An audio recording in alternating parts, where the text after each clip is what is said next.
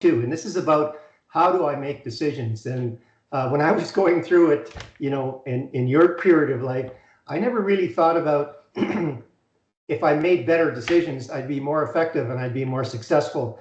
So this is a real key, awakening for me. Like it took me a long time to get here to figure out, oh wow, if I ask better questions, well, I'm going to get better answers. I'm going to get better results, and I'm going to make better choices. So that's what this topic is all about.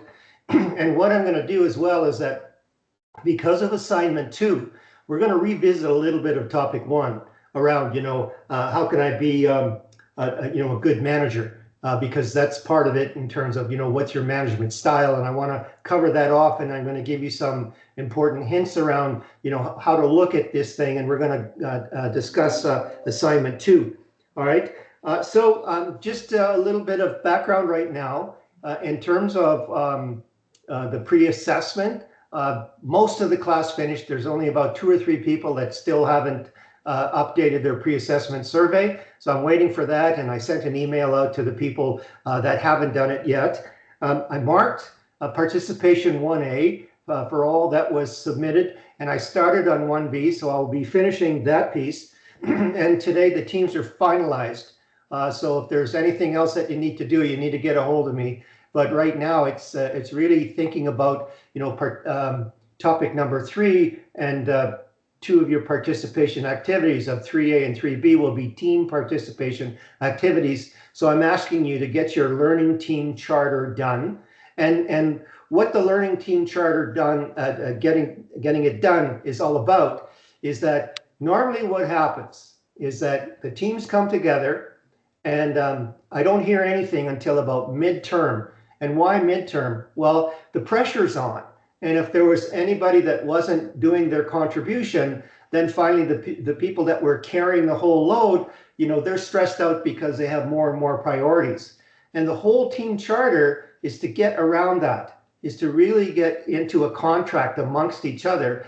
And I'll tell you, the learning team charter is really just an offshoot of a project team charter, and you're going to be working on projects, for most of your career, regardless of where you're going to be.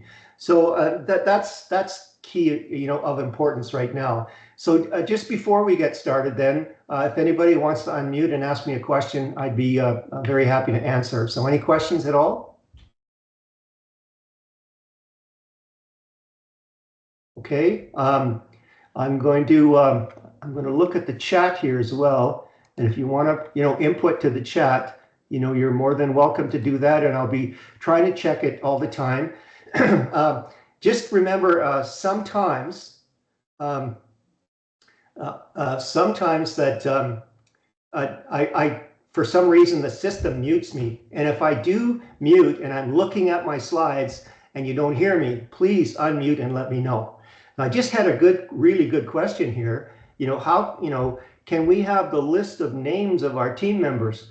Well, you should be able to find that out under the groups themselves. When you go into your group, you should see who's there. And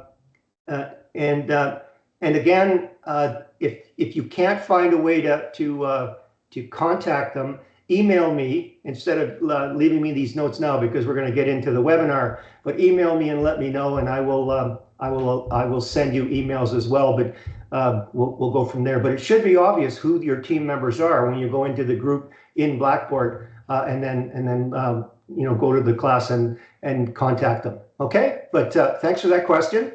And then you choose a way to communicate with your group, either through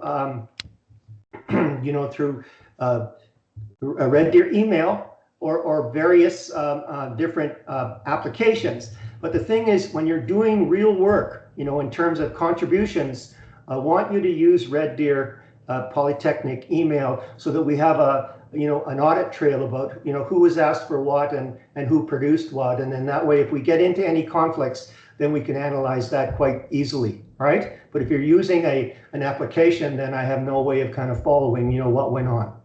Okay, so if there's no more questions, then I'll just get started. So thumbs up. Can I get going? Okay, can I see some? Okay, all right. Okay, so let's get started. excuse me, and just to remind you, what are we doing here, right? The course is called, Management Principles. So what we're looking at is we're looking at management theories and how they evolved based on how the economy was changing and how business was changing. And from those management theories, the theorists have put together principles on how organizations should interact to be able to get to better results and to deal with the outcomes that they're going for. And those principles provide management direction. And then from there, that's where management tools come in. Tools developed to execute execute the management principles in terms of what are the key goals of the organization, what's the management philosophy, and myself as a manager, what principles am I going to use based on the situation and the environment and the people that I'm, the level of the people that I'm working with. So that's why when you start seeing these actual tools and techniques in the participation activities, I want you to connect that back to theories and theorists and management principles. And that's why we're going through that. And I don't want you to see that that's a disconnect, because it all comes from there. And I'm going to cover that as we go along. And even in this presentation, I'm going to show you these 3 documents that I've been talking about all along to be able to connect that all the way through. Okay. So the participation deadlines, if you take a look at the due date calendar, you'll see all the participation activity deadlines. And really, so for today's topic 2, the deadline for participation 2A and 2B will be next Monday, right? And next Monday, then, that's the 23rd. So it's always the following Monday before the next topic that those participation activities are due. Okay, so those are the deadlines. So the deadlines for participation 1A and 1B was yesterday. Okay, so it's always kind of I've given you, virtually a week to get that done before we get into the next area. That was a great question, so thanks for that question, Ivory. Okay, so that's how this comes together. And then I want to remind you that as we're going through these topics, if you go to the last page of the course outline, you'll see which chapters of the e-text are involved with each topic. And it's not every topic has associated chapters, but most of them do. So if you take a look at topic 2 right now, chapter 3 of Fundamentals of Management by Robbins, covers some of the material for topic 2. And again, where do you find that? Well, if you be sure to check out the e-text, all right? But the PowerPoint presentation, if you go to Blackboard and you look at the topic weekly commentary, you click on that. And if you go to topic 2, right, you're going to see that topic 2 slide deck is right here. You have chapter 3 of Robbins' PowerPoint presentation. So that's given you, again, a little bit more supplementary information to be able to understand topic 2 and to really get a sense of, what it is that you need to learn. Okay. And right now we're, if you, this particular presentation, you access this, at topic 2 commentary, and it's the topic 2 commentary of this September 15th edition of my PowerPoint presentation. Okay, so that's where that is. Not going to talk about this right now, but here's the deliverables for next Monday. So you need to go through these particular 1, 2, 3, 4 Revel surveys, and then you go right on to the topic 2 folder in Blackboard and find True Colors, because it's not a Revel survey. It's not a Pearson Revel survey. You click onto that and you do the survey right there, and then you upload your results. All right. So I don't want you to show me, how you did the survey. I want you to give me the end result of your scores so that I know that you've done them. Right. So you can see here. So topic 2A is due September 23rd. That's next Monday. Topic 2B is due September 23rd. And then all these surveys are due by September 23rd. Okay? Okay, so I talked about the group status. We're pretty well there. What I'll do then is If it's not obvious how you can communicate your team members, please email me and I'll send you the appropriate emails to your members. And what I'm going to do as well is that during the webinars, I'm going to talk about white space. So we're going to allot about, and we're not going to do it tonight because we're jam-packed, but I'm going to allot a certain amount of time where people can ask questions about their situations right now. I know a lot of you are working, you know, and you have, in some cases, managerial jobs, and maybe you have an issue or you will have a question, and we'll open that up. Again, we're going to do a breakout room tonight where we're going to talk about, you know, how you make decisions. And I get to that slide, I'm going to put you into various areas. So there's 6 breakout rooms, so you'll be 6 participants each, and the system's going to just automatically put you into a breakout room, and you're going to see the slide where you have to, you know, work through what you need to do in terms of discussion. And really, the last question of that really is pointed at assignment number 2 as well. So that's going to help you. All right. Okay. So those are the 2 deliverables. The first are 3 deliverables. It's, you know, the surveys and participation 2A. You know, we're going to talk about cognitive bias in this presentation, and I'm going to identify quite a few. And all I want you to do is identify one as you know, and that's just that, hey, you know, I've been to the webinar and I know that we've talked about this, and here's a particular cognitive bias that we covered. And again, understand that these are building blocks again, you know, for assignment number 2 that's due on October 21st. The next one is that, you know, I want you to identify your personality dimensions that can relate to 2 management theories. So we're going to see, you know, I've mentioned many management theorists and theories, and you're going to see them identified again in this webinar, one around the decision making and the other one around management styles, or management leadership styles is really the term that you use.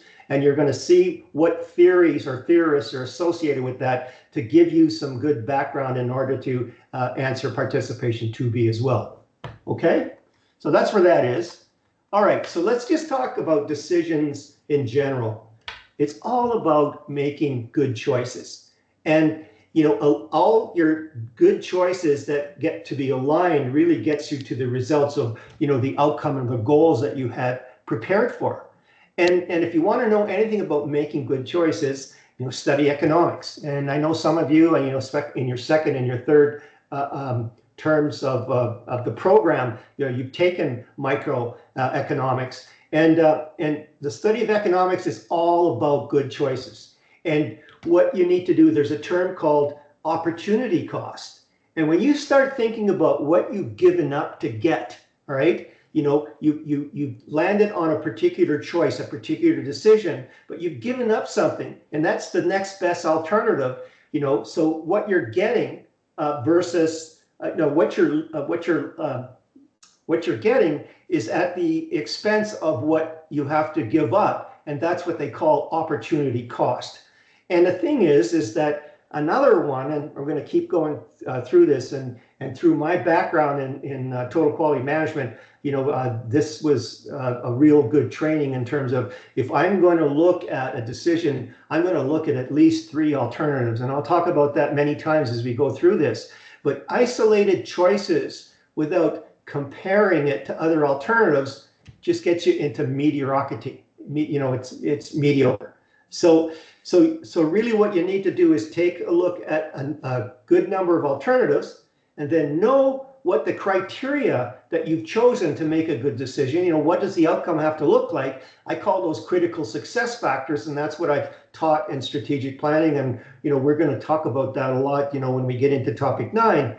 But you know, you need to understand, and we're going to cover this in the webinar as well, is that one has to be aware of biases. We all have biases. We have inherent biases. There's systemic bias. There's all kinds of biases. I'm going to give you, you know, several terms that you can go through with quick definitions so you understand what they are.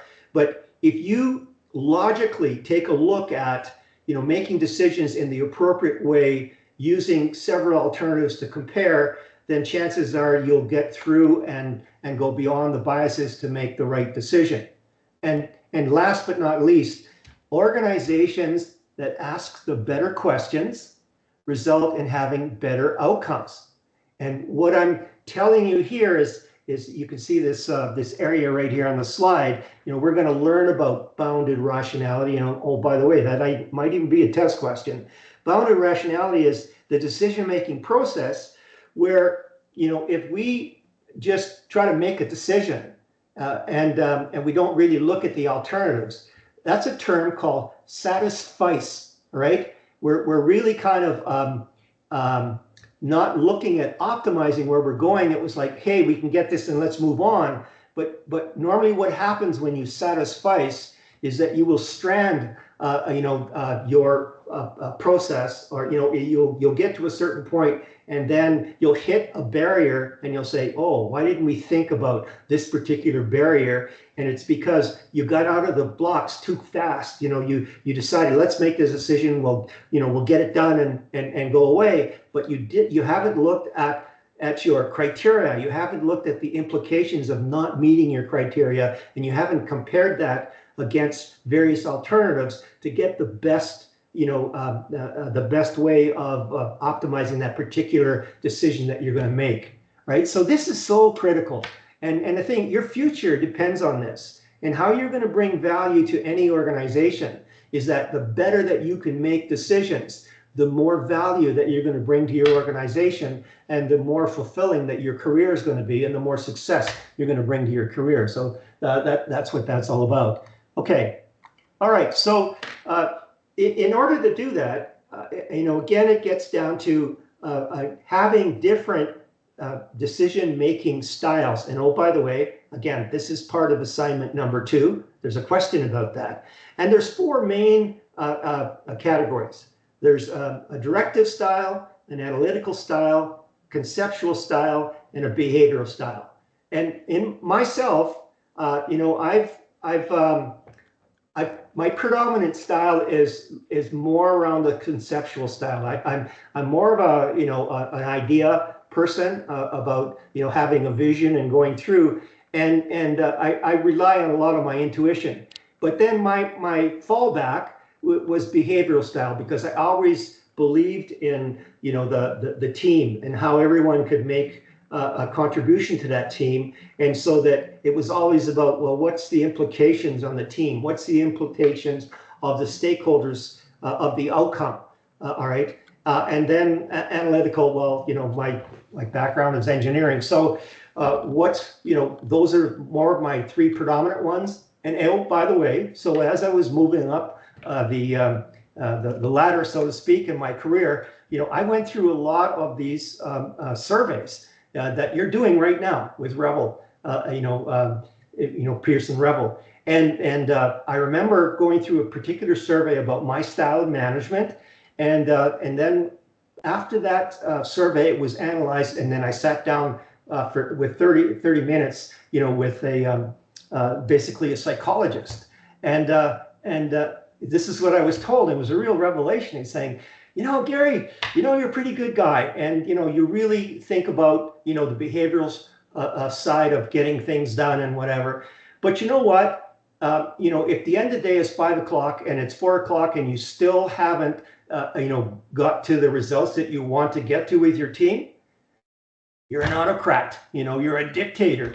And that's where my directive style would come in, when I feel the pressure that, hey, I have to get this done. And all of a sudden now, what's the facts? How do we get this done? All right. So the thing is that you're going to have a predominant style, but then, if you learn to use different styles, then you're going to have more arrows in your quiver. Like, you're going to have more options around how you can manage people. So here I've gone through and I've decided, I've talked about, well, what are some of the theories that have contributed significantly to understand various styles of decision making? So here's a pile of them. All right. So Frederick Taylor, scientific management. Well, Taylor emphasized efficiency and productivity through systematic decision making and task optimization. Henry Fayol, administrative management, looks at planning, organizing, leading, and controlling. And those are the 4 functions of management that we've been talking about, earlier on in topic 1. Those are really important to understand, and how that influences decision-making styles. Because if you're in an organizing mode, you're going to have a different style to be able to get that organization done. Herbert Simon, and this is where we're going to talk about bounded rationality, and this is a really important piece because bounded rationality in decision making, it acknowledges, that managers often make decisions, with limited information. So they're bounded and they really can't see. So you gotta, when they keep on saying, think outside the box, take a look at the possibilities, go and what we call benchmark, go out and see what other people are doing, how are they tackling that? And then it gives you some better perspective. And oh, by the way, have you brought in the right people to give you a better diverse look at what your problem is and how to solve it? So that's what bounded rationality is all about. And then David Goleman, he's not mentioned this much in this course, but the thing is that, Daniel Goleman, he's identified these 6 leadership styles, and his work on emotional intelligence, if you read anything about how are you succeeding as a manager in today's world, they always go back and point to how much emotional intelligence do you have, and that's how you establish that rapport amongst yourself and your subordinates, and understand what their needs are and work with them through their needs to leverage that to get them to align to the goals that you want to do. So Daniel Goleman is a really important theorist to really know, and he will be the launch point to get into that new area of, I talked about, the newer management principles that are coming because of artificial intelligence and robotics. There's a theorist called Rita McGrath, and she says, that's where you're going to need empathy. So Daniel Goleman teaches us about empathy in a relationship with, inside the organization. But the empathy that we're going to need, we will go from there and take a look at the empathy that we need to be able to serve, global stakeholders in terms of the environment, in terms of triple bottom line, in terms of social needs. So that's where that's going. And then James March and Herbert Simon, that's just for your information, behavioral theory of the firm, right? So that provides, here's something that I didn't know that I learned, is that 40% of what we do are based on routines, all right, on habits, and our brain's lazy. So we always have you ever, driven down the road for 5 kilometers and then you realize, geez, I just drove 5 kilometers. I didn't even realize I got here, and so that those kind of routines and habits, we're on autopilot going through. It's no different than having success routines in organizations. If you take a look at in hospitals, when they operate, at the end of the operate, before they close up, they go through a list of routines to make sure that there's nothing, left inside before they sew up. All right, those are all success routines. So if you take a look at behavioral theory of the firm, you make decisions emphasizing the role of routines and knowing that you need more information. So beware of bounded rationality. So that's where that's coming from. Okay, so here's some other theorists. So just to make my point through, and you can go back to this document, we're going to talk about Peter Drucker. We're going to talk about management by objectives, and we're going to, but that's coming up in another talk. Henry Mintzberg, he's throughout this course, and we're going, you're going to have to know a bit about Henry Mintzberg and the managerial roles and how decision making is done as you're crafting strategy. Henry Mintzberg is a professor at McGill University who's a world-renowned expert on strategic planning and organizational design.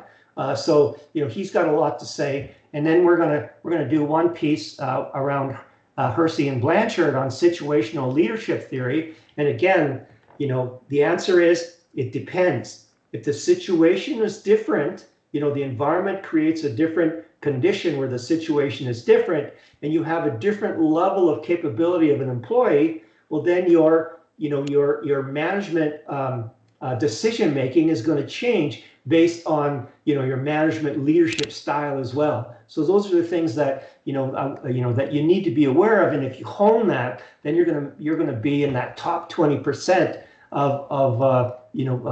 premium type workers that will always have, you'll always have employment. So here's a few more. Kurt Lewin. We're gonna learn a lot about Kurt Lewin. We're gonna go through change management model. Edward de Bono, there's a mention about it. He would be a good person to be able to take a look in. The 6 thinking hats is to make sure that you have those multiple perspectives. And again, Peter Drucker, management by objectives, and we're going to cover that off. Okay, so decision-making styles. Let's just kind of come back to that. And the thing is what you need to look at is that, what is the tolerance for ambiguity? So if you have a high tolerance for ambiguity, the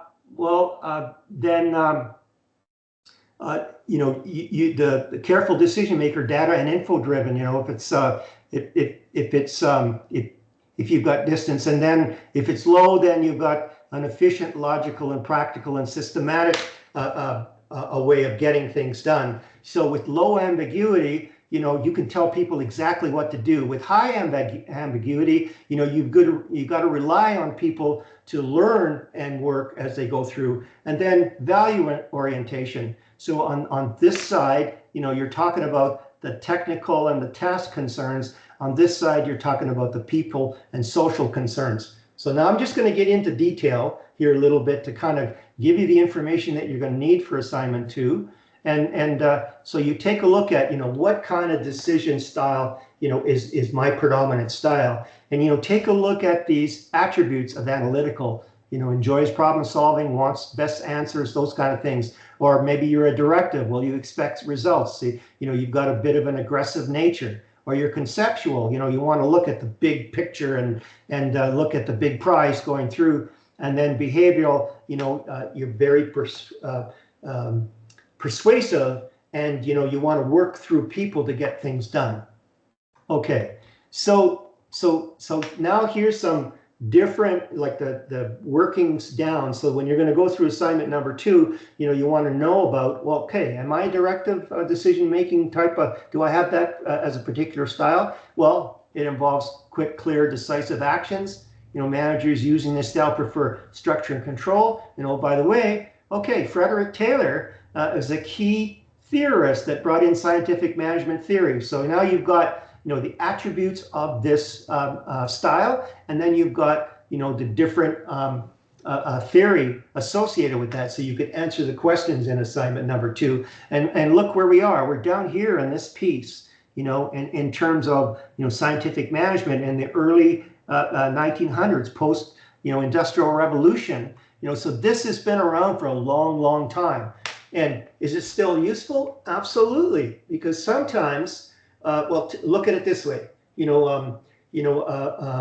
Fire people, like the fire service. When they go into a fire area, you think, well, the manager, the fire chief says, oh, well, let's sit down, let's talk about this. No, they're saying, you do this, you do that, you do this, get this done, because there's so much risk involved in terms of property and life risks, right? So you need a directive decision style in a different situation. The analytical decision making, well, this is where Herbert Simons comes in on this bounded rationality. Do you have enough? Do you have enough information to be able to do that? And do you have what are your biases? So you gather and analyze extensive data before making decisions. So guess what? When you're gonna get into the next phase of artificial intelligence, you're going to be working with big data, and you're going to have to understand how you extract the information to come up with some determinations. So analytical decision making is going to be a big part of what you do as a manager, based on using artificial intelligence motors to be able to get things done and make decisions and find out things. Conceptual decision making, well, that's where James Marsh and Herbert Simons' behavioral theory of the firm comes in, and that's a broad long-term perspective. So you have information about that, and then behavioral, and that's where you look at Daniel Goleman's work on emotional intelligence, and that you focus on the people involved, and you're working towards collaboration and consensus. So as we were going through that, we're kind of going up through into this, expertise, but by the time we get to Daniel Goleman, and the thing is now this next wave, basically described by Rita McGrath, is the empathy focus. What's this going to do to society? How is this going to impact the environment? And why? Because these AI decision-making capabilities are going to be so powerful and so impactful and immediate that people almost won't have time to figure out, what they're doing. So that's where you really need to think about ahead, what's going to be the impact of this particular type of condition that's going on. And I'm going to mention this later on, but something that, if you're curious, there's a company called Palantir. I don't know how to pronounce it, but it's Palantir, and I think that the name came from The Hobbit. But the CEO is Alex Harp. And I'm going to show you some information when we get into the third assignment. This company uses AI and big data to make decisions. And they're getting into all kinds of ethical issues that, because they're doing things with government and they're doing some pretty fierce things where, you're worried about, public privacy or personal privacy and everything else. So that's why we're going through this, in terms of getting you ready, to when you get to your area in your career, that you're prepared to be able to go to that next level of management principles and understand or create your own management principles because of the conditions that you're encountering. Okay, so 7 o'clock. What we're going to do is we're going to put you in breakout rooms.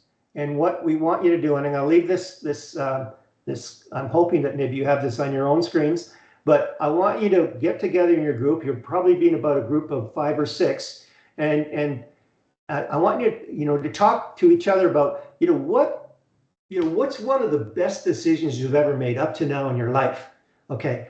And then what was the outcome that you expected to achieve, and was it a good decision, and how did you make that decision?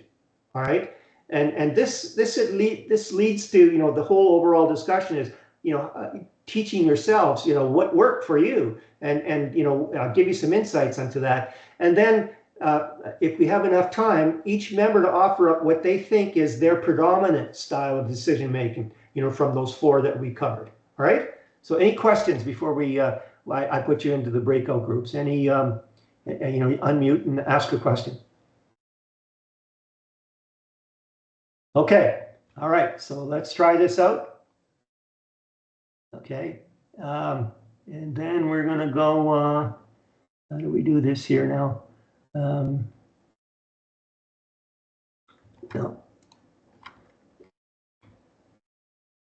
Okay, how do I do this?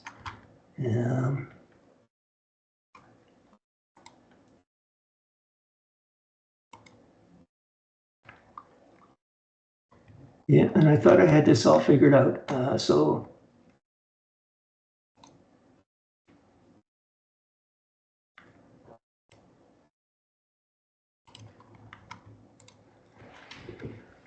Let me see.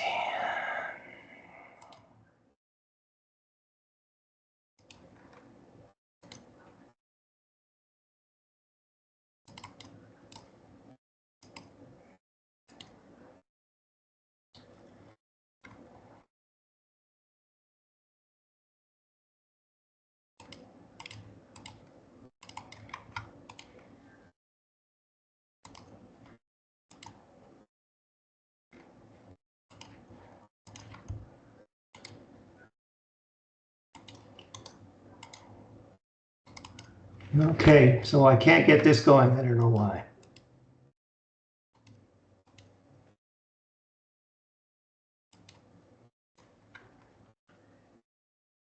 Oh, here we go. Okay.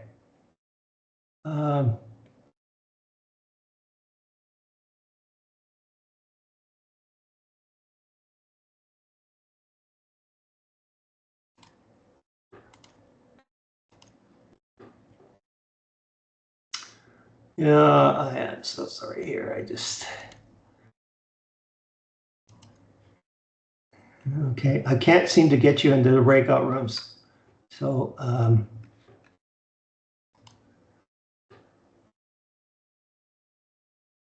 so I'm going to talk about cognitive biases after the session. Yes, I will.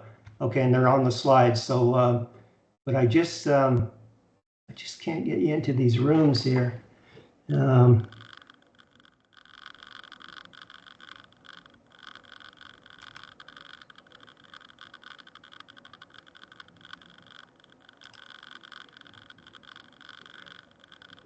Okay.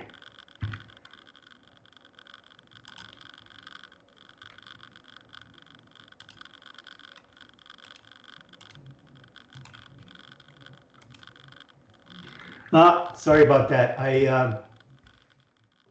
Yeah, I can't get you into these breakout rooms. So I'll have to do a little more work on that.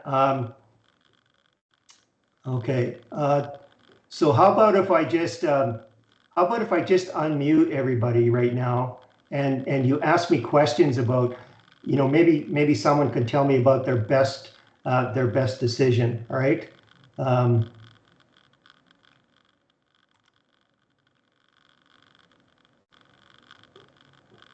Okay, does somebody want to unmute and talk about, what their best decision was that they ever made?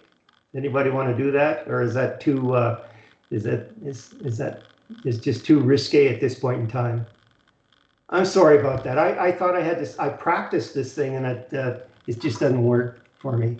Okay, I'll try it one more time here.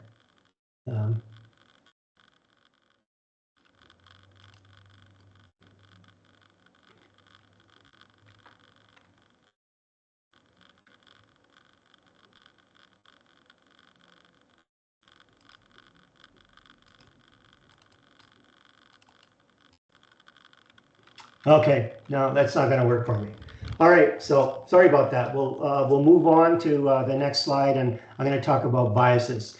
Okay, so just wanted to remind you again, check out these resources. So a brief history of management, and I updated this, to show you, Daniel Goleman, and then I'm just going to bring this up just to, just show you what this document looks like. Again, it's pretty.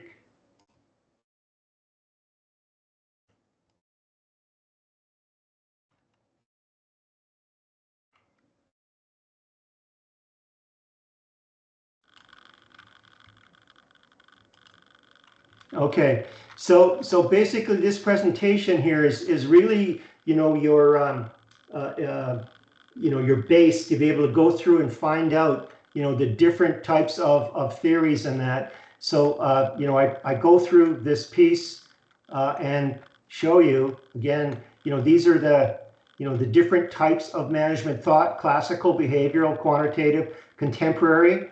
And then, I've been showing this all along, and I go through these three areas that Rita McGrath talks about, and then I get right into, how is this all, helping you? It's your surveys, and then understanding how new management theories come through to allow you to prepare. So if you know where your organization is going in terms of, the management principles, you can see that in earlier years, it was the classical theory, then it went to the new, my neo means new, classical theory, and then modern theory. And you can see where some of these theories kind of come in. And again, this particular drawing is at the front end of every topic that you have to kind of show you where you're at. So, one topic might be talking more around the behavioral side of management principles. And as we get near the end, we're going to talk about contingency a lot. And, that's where Blanchard comes in going through. So again, I've got this other document, the second document, and you're looking at, how these management theories, from classical, to the behavioral theorists, how they translate into tools and techniques. So that shows you the connection of all the way going through in this course. And then connecting the Rebel surveys, each one of those 38 surveys, had one of a or several theorists that, got this on the go. So you can see where that connects to as well. Okay, so here's the overall definitions of scientific management theory, and then of bureaucratic management theory, and that's where Max Weber comes in quite a bit, and then administrative management theory and behavioral management theory. And then what I've done then is I've broken them down, to, showing you under classical approaches, well, Frederick Taylor.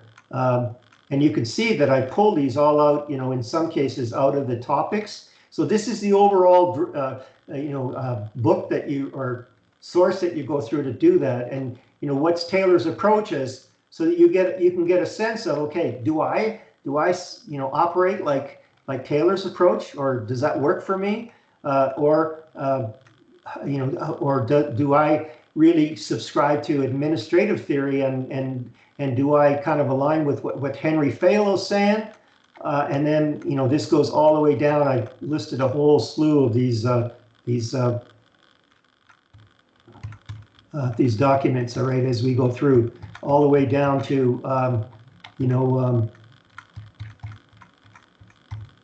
all the way down to Daniel Goleman. So this is a good source for you, all right? Okay, and then, this was the tools and techniques I told you about, and then connecting. So those are good resources. So now I just want to talk about, the assignment number 2, to give you a sense of what you're going to be looking at. And there's 7 questions. And again, the first question is, what kind of manager are you? And that breaks down into what kind of manager are you, how do you know, and what management skills do you have? And what I want you to do is that just remember that you're a large class, and I'm going through this assignment, marking it with my rubric, and I have a spreadsheet like this long. And I want you to be able to, when you answer that question, when you answer question number 1, actually use this as a header, and then show me A, B, C. Instead of me having to figure out, oh, did you go from A to C in a paragraph? I don't want that. I want you to break it all out, to show me what you've done, right? So we're going to look at what kind of manager you are, and that's why we're going to cover off the management leadership styles. What kind of decision maker are you? We just covered that off in this presentation. What level of management would you be most successful in? Well, that's where you come in and talk about, well, do I want to be a line manager? Or what do I want to be, a CEO? Do I want to be, a general manager in a division? And then this one here, question number 4, do any answers of 1, 3 change your running, working family business? And I'll tell you, what I've seen in this course now is that most people say, no, I'm going to be the same. You can't be the same. If you're going to run a family business, you may have the same core values, but your management style has to relate to a family business that doesn't have all the resources to do what you need to do. They're under more stringent conditions. So obviously, your management style and your decision-making style is going to change if you're a small business, as opposed to if you're working in Amazon with all the tools and all the the data that they can process to make decisions. So just so you know that this you need to talk about that in terms of the change.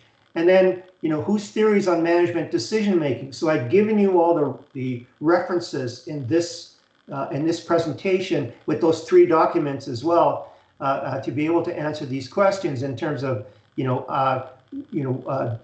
which applied theories would apply in particular to your management style. So how do you fit with that? And then theories on management decision making and effective organizations. Who would you avoid? Well, a lot of people say Max Weber, well, it's so bureaucratic, it doesn't fit in today's world. It still does in certain places, like the government, because they have to be exact. But, in an entrepreneurial setting, absolutely not. So, talk about those pieces. And then what type of organizational structure would you be most successful working in? And we're going to get to that, in topic 3. All right. So that's what this looks like. But I want to kind of bring you to I'm just going to cover the assignment itself, there's certain things that I'd like you to, how you, okay. Okay, so what I've done here now is that Just going to make this a little bigger. Okay, so this is the actual instructions for the assignment. And what I'm trying to get you to do is that I want you to demonstrate critical thinking. Like it's not just, answer the question. Why did you answer it that particular way? So you can get into the insights of what's going on, which will make you a better manager. So what you're doing then is, you're expected to demonstrate, that you've done your due diligence, you've done your research, and where I've given you information to work out, and then using those insights and those facts and figures, to be able to apply to answering your questions. Now, having said that, I don't want big, large assignment answer. I want you to be, pretty directive on what you're going to tell me, because, I've got, there's only so much time to be able to go through and get this done. And if you use Chat GPT or Copilot or whatever, you need to identify the fact that you did do that, and when you do, you just don't extract the piece from the AI platform. You massage that to be able to align with the requirements of the question. I've seen things just getting pulled out and stuck, and it doesn't make any sense, to what the question was asked. And so here it is. All right. So the answer expectations, answers have to be provided at a reasonable length. No 1 or 2 word answers. You can't say, well, what kind of style do you have? Well, I'm directive. That's not going to do it. But I'm directive because of this factor, or my experience has been, or those kind of things. So they have to be supported by the why as you go through, and then meaning back up your answers with reasons that you've made. Your assertions are, the facts and figures kind of thing to go through. So here's on the organizational side of the questions, and then here's what I want you to read. So if you read, if you go to this, you're going to get information on management styles and what they're all about, to be able to help you determine where you are, and what how they're going to help you answer your questions. And then again, I go through and I link these 3 documents that I just talked to you about, and here's how I'm marking these things. So each question is worth 7 marks, I think, except one of them. And one is that you self-reflect. What kind of management style? Well, I'm this kind of management leadership style, and this is why. And then you apply the theory. Well, I align more to Henry Fayol, and this is why, because Henry Fayol said blah blah blah. And then show your knowledge of the theory, in that part. Here's the 14 points of what's his name? The quality guy, that, or here's the 10 points of Charles somebody, in terms of what you need to do. So that's how I'm going to mark that piece, and then you answer these questions and organize them in the same way. All right. So that's where that is. So any questions about that assignment at all?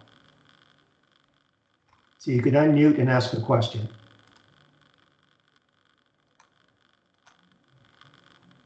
How was that introduction? Was that okay? Can I get a thumbs up, or maybe some sad faces, or whatever? Are we doing okay? All right. And again, if you're not sure, thanks, Gary. That's good. So if you're not sure, just email me. But please read the instructions and read the information that I've given you. And you don't have to go too far outside of that. So I'm kind of containing the work for you. But this is all about helping you really decide, what kind of management style that you're best at, and learn about, will I, depend. Here's one thing, all right? So myself, all right, given my management style, I chose to work at TELUS. And why did I work at TELUS? It was high paying. It was a great position. It was but what I didn't realize is that it's really high pressure, and a little bit on, this is my opinion, a little about, cutthroat. And I'm more around the behavioral attitudes where in certain areas of TELUS where the performance requirements were really high, it's still very directive. So I didn't quite fit, right? And I paid the price for that. So I had to adjust, to be able to change my management decision-making style and to change my management leadership style to be able to fit into the organization. So that's why I'm asking you to to go through this and be serious about it. You're really preparing yourself for the future in this course. And again, some of you say, well, I don't even want to be a manager. You have to manage your own business, like your own personality or your own person in working. So these skills will come in handy, even though you might not have people that are reporting to you. You still have to negotiate your way through getting things done in the organization that you're going to work in, regardless. Okay, so here's another example of an article that you could look at, and it's because of where AI is taking us.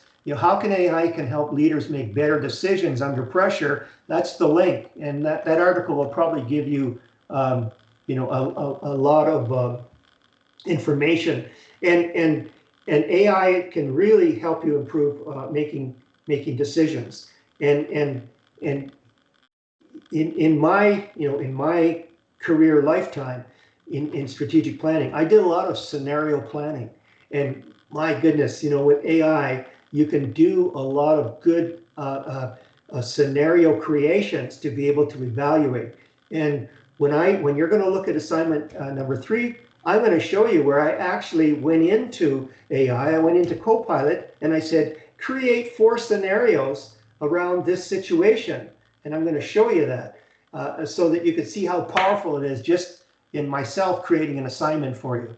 Okay, so here's some, we're already running pretty low.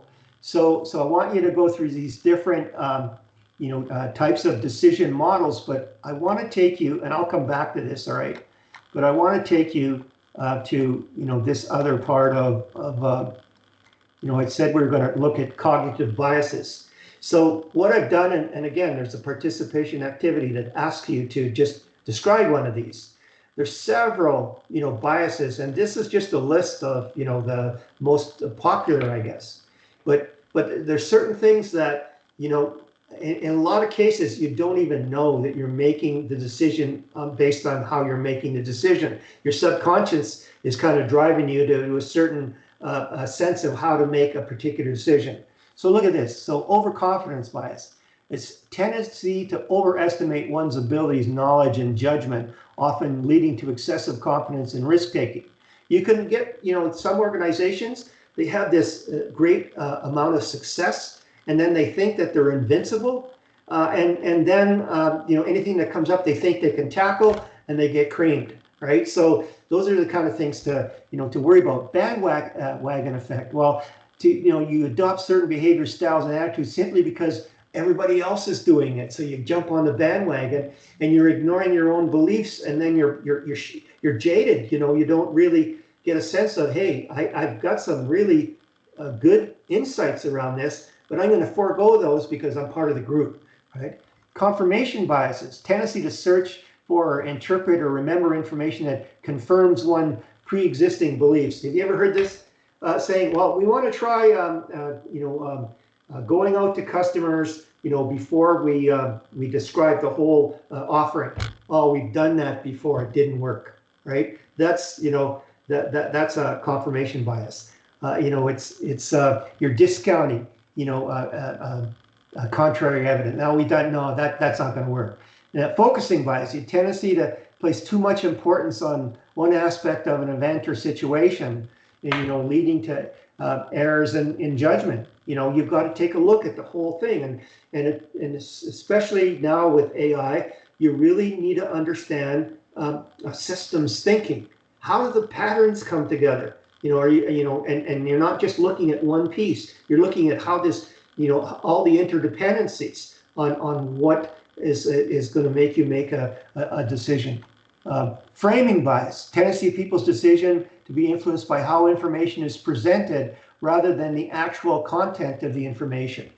Sometimes you'll get a person, trying to make a proposal for something, and they'll put it in a certain way to make you think a certain way, without you saying, oh, hang on, what does this really mean? Why did you say it that way? And then you start, figuring out, how is this really working? Observational selection bias, the effect of suddenly noticing things that were not noticed previously, wrongly assuming that the frequency of observation is increased. So, how you observe. Are you doing it to a certain criteria? Are you using it so that, it's not, it's objective, right? And then planning fallacy, tendency to underestimate, time, costs, and risks and future actions. I do this with my wife all the time. She'll say, okay, you're going to fix the dishwasher. Yeah. How long is it going to take you? 20 minutes. Yeah. And she says, right, because it probably would take me an hour. All right. So, that's where you get into sunk cost error bias. Tendency to continue endeavor once an investment in money and effort or time has been made. So what sunk cost is, that's a microeconomic term. And what it is that you spent so much money fixing your old, Jeep or your old, that you keep on, spending more and more money. You're putting good money after bad, and you can never get the return out of there. It's done. And say that, you can have this Jeep and you could spend $15,000 into it, but when you come to sell it on the market, it's still an old Jeep and it's only going to sell for $1,500. All right, so that's a sunk error bias. Okay, escalation of commitments bias. I was guilty to this. There was one particular project that I worked in at TELUS, and it was working with GTE, an American company, and we wanted to work together to come up with a data service that we could provide in the US and Canada. And I put a lot of effort to this, about a year into it. And the thing is, it's the effort that I put into it that kept me going. And one day my boss came to me and said, you know what, Gary, there's this term that says fish or cut bait, and this is going nowhere, and we got to stop it. And we finally did stop it.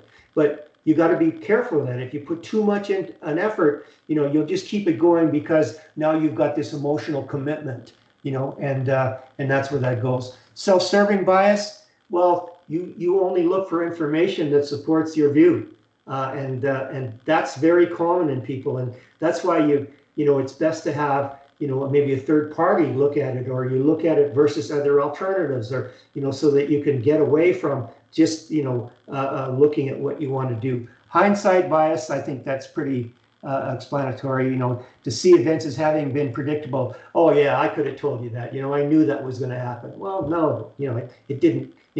And then anchoring bias, tendency to rely heavily on the first piece of information. So that you find some information that's very credible, and it really has an impact on you. And next thing you know, you can't allow yourself to see other information that might take you in another direction. And then availability bias, tendency to overestimate the likelihood of events based on their availability, memory, or influenced by recent occurrences. So here's one. In today's world, we used to talk about the 100-year flood, in the Calgary area here. Well, that 100-year flood now is happening every 3 years, right? So things are changing, and you gotta understand and adapt to that. Okay, so how do you avoid these things? So part of it is awareness and education. Just simply being aware of them, getting other perspectives, and that's why diversity is so important, because you'll have different perspectives on looking at that. And then use data and evidence, and this is where AI is going to come in big time for that. And then consider alternative scenarios. And I already talked to you about using at least 2 other alternatives to compare against, and then set clear criteria. And how are you going to make that decision? And you've got to satisfy these things. And there's different ways of setting criteria well, and I'm going to scream through that in this presentation. I just jumped ahead of it, but that's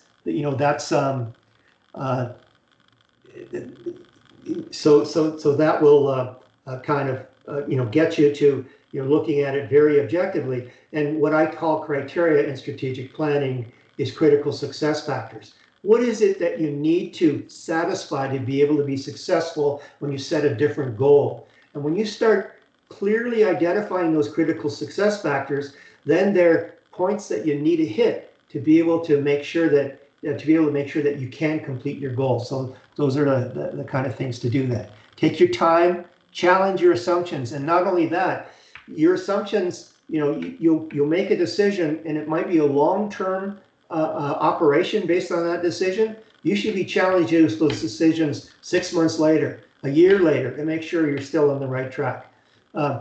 Get feedback and use decision-making tools. They're structured, and we're going to get into this. There's structured problems and there's unstructured problems. When there's a structured problem, it's easy to fix. So you can be a lot more directive, and you could make decisions on, based on, history to be able to do that. When they're unstructured, you're into new territory and you're learning as you go. So you need to be very careful in how you learn to be able to make that right decision. And then reflecting on past decisions. I know we've done a lot of what we call post-mortem at work, where we made a major decision, we set out a program, and then we evaluate and say, well, how did that go? What could we have done better? What did we do wrong? How can we change that? Those kind of things. Okay, so now I'm gonna go through ahead now and talk about management styles of effective leaders, because again, this is part of assignment 2. So you'll see here where I've actually highlighted the theorists for each type of effective, or management styles of effective leaders. So democratic management, here's a description of it. If you go to Kurt Lewin, you're going to find out a lot more about that. So you'll be able to comment on your assignment number 2, or if you're thinking you're more around, an autocratic management style, again, Kurt Lewin will help you on that. If your management style is transformational, you're focusing on inspiring and motivating employees to go through and achieve this great vision. Well, James McGregor Burns is someone. So you go to those, that one document, the brief history of management, and you'll find these people and learn more about them. And again, you can get a lot more information on the web, or you actually go into ChatGPT or Copilot and you plug in James McGregor, and you'll get a whole pile of information on, what the principles that were behind James McGregor and what the key outcomes were for his theories and everything else. It'll give you some really good information on getting there. Transactional management, Max Weber and Bernard Bass. And if you want the ultimate person, as a role model to making transactional management, it's Trump, right? And if you do this for me, I do this for you. That's the way things get done. In the organizations that he works with. Okay, laissez-faire management. Again, Kurt Lewin will tell you about that, and you'll see that there was another theorist that actually coined the term laissez-faire, and it's in that document I gave you. But essentially, laissez-faire is that, especially when you're in an unstructured problem where you need some key expertise and you, the manager, doesn't have that expertise, well, you really need to allow those people to learn and use their skills and capabilities to solve that problem. So you're letting go a little bit, but you're still guiding the organization, right, to be able to get to the goal objectives, the goal outcomes that you're looking for. And then servant leadership. And servant leadership you'll find in the health sector, where these teams they focus on empowering and supporting employees. And that's a really good style, especially in a service organization. Robert Greenleaf kind of added about that. But again, with servant leadership, you're empowering and you're supporting, but you don't let yourself be exploited by the employees either, because some employees will take advantage, of what you're doing in terms of service leadership. So, you have to know what's going on. Okay, bureaucratic management, Max Weber. Charismatic management, again, Max Weber. Situational management, we're going to do a lot more in this in future topics. and we're going to talk about Paul Hersey and Ken Blanchard. Visionary management, again, back to Daniel Goleman, and then coaching, Daniel Goleman. So again, here's, these key areas that I want you to explore before you kind of, and if you read through the information that I've asked you to read for that assignment and go back to this information, you'll really be able to get a good sense of how to answer those questions, okay? And here's where it goes here, right? So how can I identify my own management styles? And so here's the, the lifelong learning piece for you as you're going to leave this program and you want to become, a very effective manager. Well, self-assessment. Well, what are we doing with the Pearson Rebel surveys? You're doing a self-assessment. We're doing a baseline. You get some outside feedback. And the best thing that you could do is find a mentor, especially if you go into a new organization and you see some person that is willing to share their information and coach you or whatever, ask them, go into a formal mentor relationship, and that will help you learn things without experiencing the failures, from other people. Understand those different styles. So if you know what they are, and you'll know really where you kind of fit, and then observe. So again, when I was in certain organizations, I watched the effective people, and I watched, how they got things done and how they work through people. And again, a lot of that is situational. That's where you're going to, learn about Hersey and Blanchard. And the thing is, then it's the culture and it's the job situation, and you can see how people will innovate to be able to motivate people to achieve the goals. And then your own personal values and goals. So, if you're a very empathetic person and your goals is caring and whatever, well, then you might think twice about, having to be in an organization where you need to have, a directive style, because that's almost autocratic and you're outside of your values, and that will stress you. All right. And then you experiment and adapt. So that, you do some role modeling, get some training where you actually do role modeling, and then continuous learning to be able to, pick up, these. So you have your predominant style, we all do. All right. And then you build up a portfolio. So the major HR firms will tell you that you should have at least 4 management styles. One is your predominant, and 3 others that are in your hip pocket that you know how to use based on what situation comes up, and that will get you through a lot of situations of problem solving to be able to motivate people to get to where they need to go. All right. Okay. So there's the actual details on that. And just another thing is that, I want you to do this true colors, but take a look at this organized goal, all right? And, which color do you think lends itself to most relevant attributes of an effective manager? Well, this kind of says it all right? And so that, you should learn a little bit about these true colors as you're doing that. And, you're going to have to go into here and what it is. So you upload the assessment. You do it, and then you just report on your score, okay? All right. Okay, so let me go back here.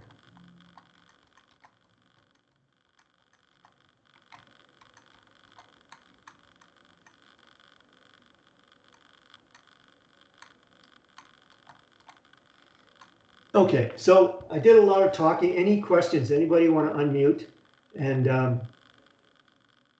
ask a question? Okay, I apologize for not getting into breakout groups. I'm going to have to practice this. It's been a while, so we'll do this next time. I'm hoping I can bring a little more variety into the webinar to be able to get you to interact.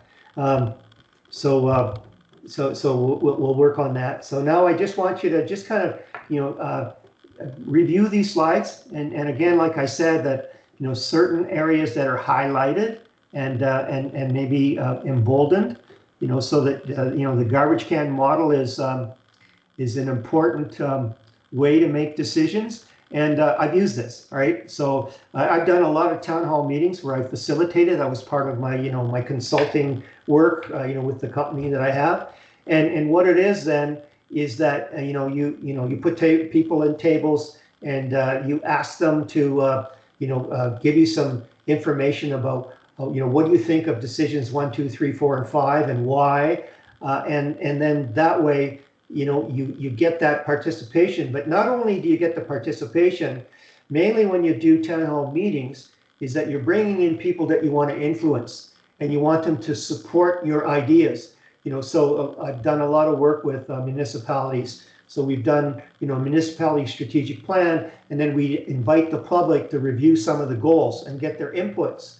And so when they're giving you their input, you can likely change some of that direction, but what you're doing is you're getting their buy-in as well. So the garbage can model is a very effective way, but it's, you don't have as much control, all right? And they call it organized anarchist view of decision making. So then you got, you might have a lot of, people that are very powerful in terms of getting their point across, and then you get into the dynamics of what's going on. But this garbage can model has its very good uses in terms of, especially in the public domain.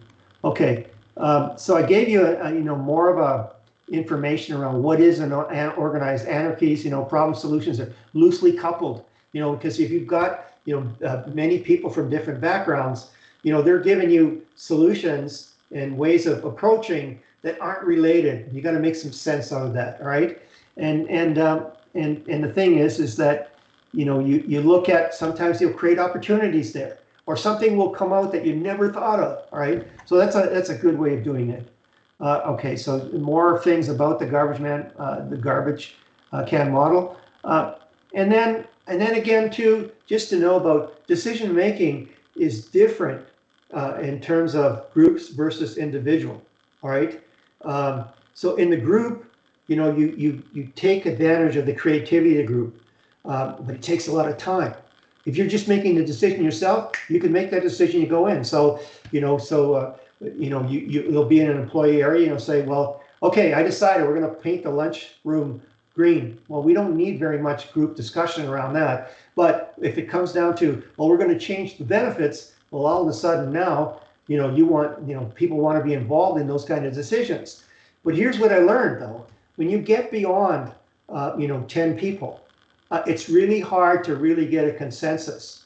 So you try to resolve issues in smaller groups, 7 to 10. Like you'll never create, like I used to do focus groups. You'd never have a focus group of greater than 12 people. It's just unruly. You can't control the discussion. And so, in the group, well, all the advantages, well, you got diverse alternatives, you got a pool of knowledge, better understanding, but less efficient. Sometimes you get into groupthink, and this is especially if you have a strong leader and the employees around that strong leader, they know that leader is going to make a decision regardless, so they go along with it instead of really stating, what should be, what they should be doing. Or there's a committee that's been working together for 10 years, and they're all thinking the same all the time, and they don't take a look at the possibilities. So that's some of the things around group decisions. And then here's a little more about the the group think. It undermines critical thinking, those kind of things. Bounded rationality, can't say enough about that. There's a test question in there somewhere. And the thing is you need to be able to process all the information. So you make sure that you're not stranding yourself where you're looking at just a part of the problem situation, and you're not looking at the whole thing, and you're not looking at the interaction, and you're not looking at the interdependencies. Well, then you're bounded by that. Whereas if you look at it all, then all of a sudden now you have a clear view of what that problem. And oh, by the way, all right, defining the problem as you understand it, according to Einstein, right, is 90% of the solution. If you really define that problem really well, then the solution will fall out, basically, all right? Okay, so a little more about irrationality, and then, approaches to that decision making.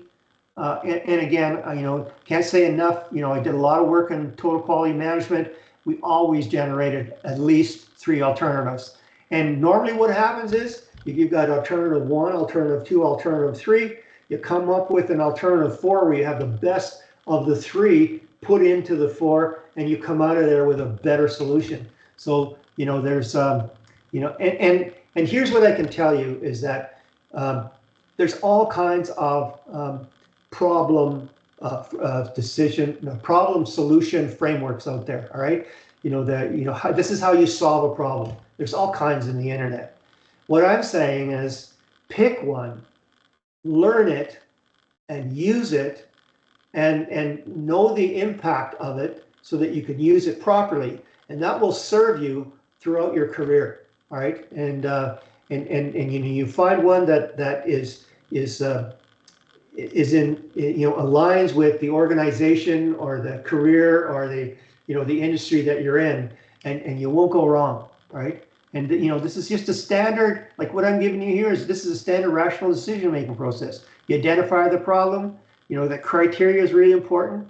You weigh that criteria, you generate those alternatives, you evaluate them, you select the best alternative, right? So here's another one, all right, of going through. And then there's different ways of looking at, you could, different factors. You might put different weights to be able to find out what's going on. So here's an example, all right? So the labor part of, locating somewhere in France or Denmark was, 25% of importance, over 100%. You can see like tax structure, 39, that was the most important aspect or factor in making that decision. So you give it a higher weight.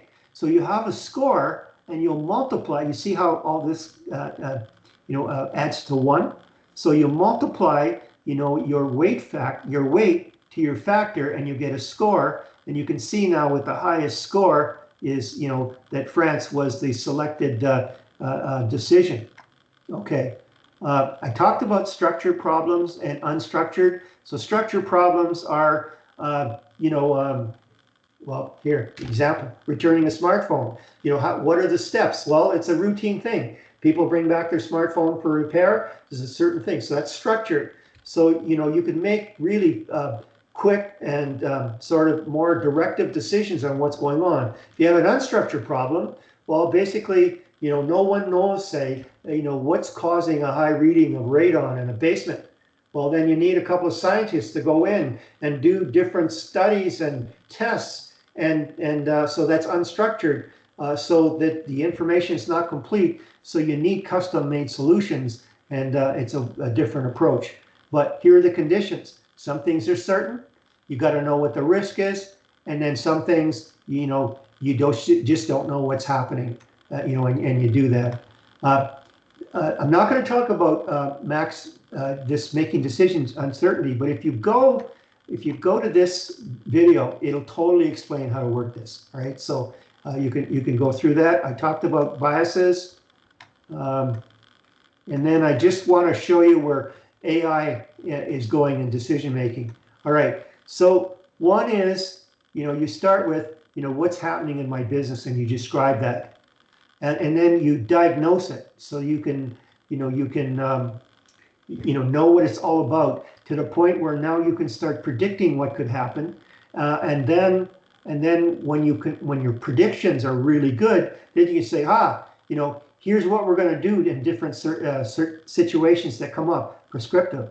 Well, AI just puts this on steroids, because it's getting to the point where AI will be able, it's so effective in prescriptive, and that's why I'm going to get you to look at Palantir, Palantir, and these people, on big data, are actually working with governments, and the AI machine type of decision making in there is so powerful, they can actually locate, locate a person, based on diagnosing data. That's so powerful they couldn't do that, just by using human power. right? So that's a big thing. All right, and I talked about management styles, and just I just want to put a plug in for this book. Chip and Dan Heath, they wrote several books, but their book on Decisive, this is the best book I've ever read, and it's sort of a mainstream book. It's sort of it's written, for the average person, and it talks about bias, and it talks about how you frame your problem. I recommend that if anything, get the get the summary. And I think if you click to this, you could probably get the summary from here, right? It's a great book. And then I've got a whole pile of addendum for information only that you can go through and take a look at different things here. And if you have any questions, you can contact me. So that's it. Again, apologize for not getting these breakout rooms. I'm going to do another practice. Next time through, we'll do a breakout. But again, I want to point you to, the Ask Coach Gary discussion forums.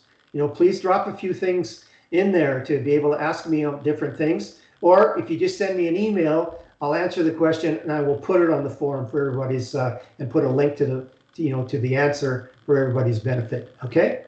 And again, another thing is that the survey I put out for feedback, I got a list, of some of the great, inputs that you've given me on how to improve, my webinar.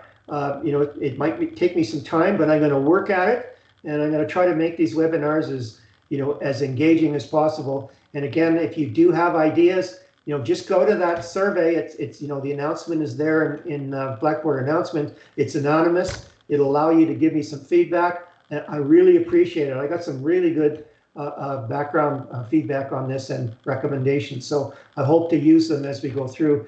Actually, the breakout room was one of them. One of the things I did because of reading your survey feedback, and then I'll work on that and make that work again. Okay. So have a great week.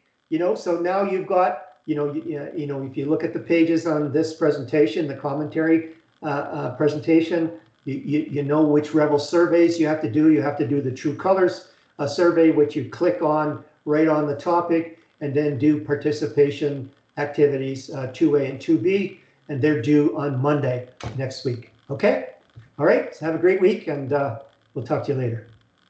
I'm just going to stop the recording now.